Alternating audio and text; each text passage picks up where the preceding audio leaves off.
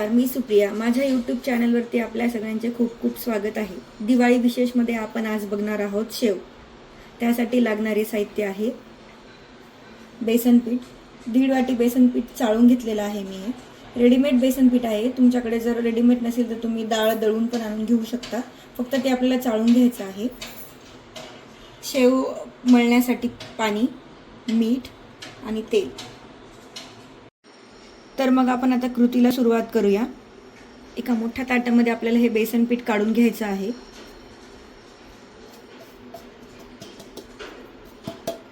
त्यामध्ये चवीनुसार आपल्याला मीठ टाकून घ्यायचं आहे.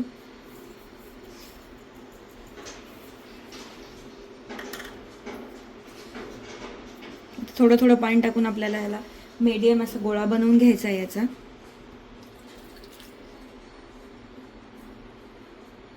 एकदम पाणी नाही टाकायचं कारण की बेसन पीठ पाणी शोषून घेत नाही. हळूहळू टाकायचं आपल्याला पाणी.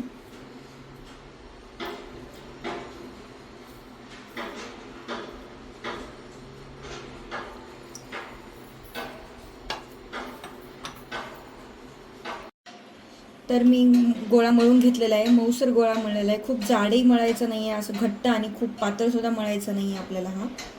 तर आपण हा जो साचा आहे त्याच्यामध्ये आपण टाकून घेणार आहोत. ही मीडियम साईजची चाळणी आहे, ती घेतलेली आहे मी. मीडियम साईजची 3 प्रकारचे येतात, त्यातले हे 2 नंबरचं चाळणीचं हे आहे, शेवसाठी वापरते आहे मी. तर आपण याच्या आतमध्ये याला तेल लावून घेतलेलं आहे. त्यामध्ये हा एक गोळा आपण टाकून घेणार आहोत आता, अशा प्रकारे.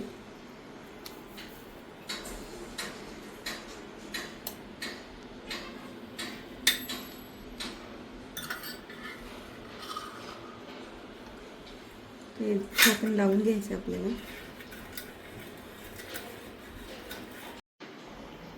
तर तेल कडकडीत तापलेलं आहे, त्यामध्ये आपण ही आता शेव टाकून घेणार आहोत.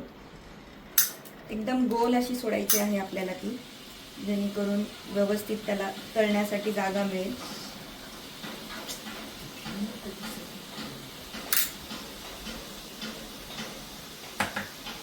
दोन मिनिटं ह्याला असंच ठेवायचं आहे. गॅस फुल राहू द्यायचा आहे आता.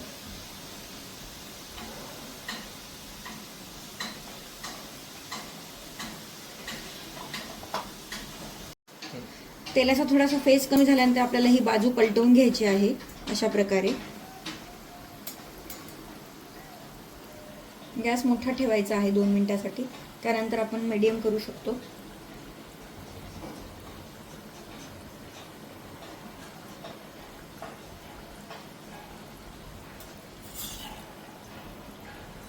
शेव आपण ही काढून घेऊयात आता बाजूला.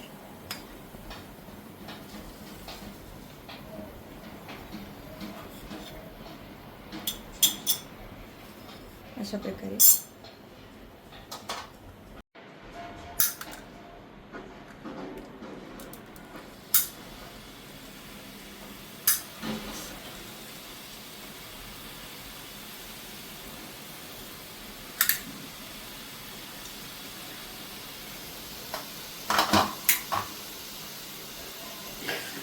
अशा प्रकारे 1-2 मिनिटांनी थोडासा फेस कमी झाल्यानंतर आपल्याला याची बाजू बदलून घ्यायची आहे.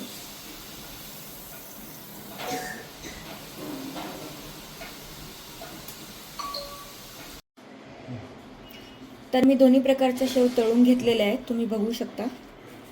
3 नंबरची जी जाळणी होती त्याच्याने मी ही मोठी शेव टाकून घेतलेली आहे आणि 2 नंबरच्या जाळीने ही बारीक शेव टाकून घेतलेली आहे. तर याचा क्रंचीनेस तुम्हाला दाखवते मी. किती सुंदर टेक्स्चर आलेलं आहे हे. एकदम खुसखुस होतात, तुम्ही बघू शकता. आवाज तुम्ही ऐकू शकता याचा. किती क्रंचीनेस छान आलेला आहे. अगदी झटपट होते ही रेसिपी. तुम्ही नक्की बनवून बघा आणि मला सांगा कसं झाले ते. एन्जॉय.